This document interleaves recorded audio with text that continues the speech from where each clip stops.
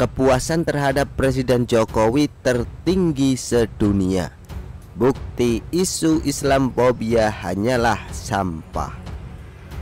Isu Islamfobia adalah isu besar yang digoreng pihak oposisi.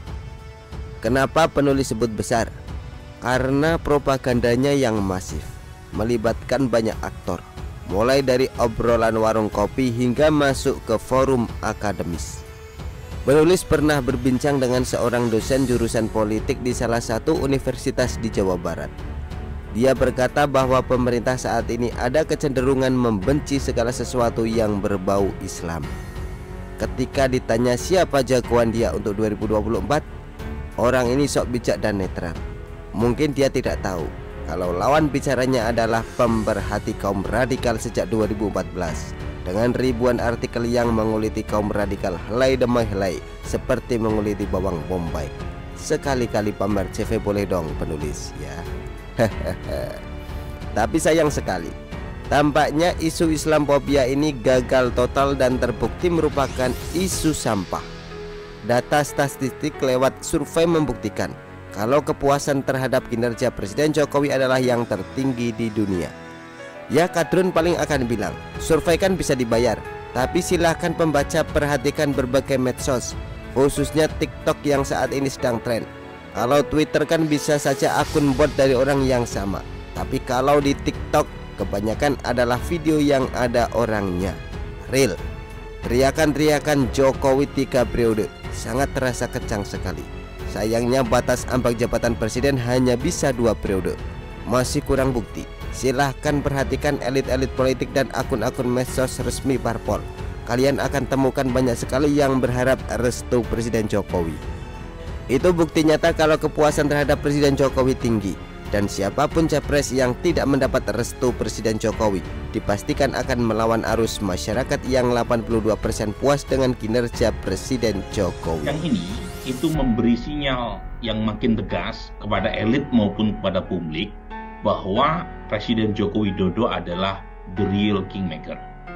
Jadi kita bisa melihat 5 partai pendukung pemerintah ketua umumnya hadir, kemudian 1 ketua umum yaitu Partai Nasdem memang tidak diundang karena sudah menjalin koalisi dengan 2 partai oposisi, sementara satu-satunya ketua umum yang potensial menjadi kingmaker yang secara tidak langsung bisa menjadi rival tanda kutip ya buat Presiden Jokowi yaitu Ibu Mega juga tidak hadir. Jadi 5 partai yang hadir ketua umumnya itu kira-kira menegaskan sebagai koalisi yang real ketua kingmakernya adalah Presiden Jokowi. Menariknya, selain Presiden Jokowi ada lagi seorang pemimpin yang kepuasan terhadap beliau tertinggi kedua di akhir masa jabatannya. Siapakah beliau? Beliau adalah Narendra Modi, PM India yang juga diterpa isu anti-Islam alias Islamfobia. Loh, kok bisa sama? Ini menjadi bukti kalau isu anti-Islam alias Islamfobia adalah isu sampah yang sudah banyak tidak dipercayai masyarakat dunia. Kenapa ini bisa terjadi?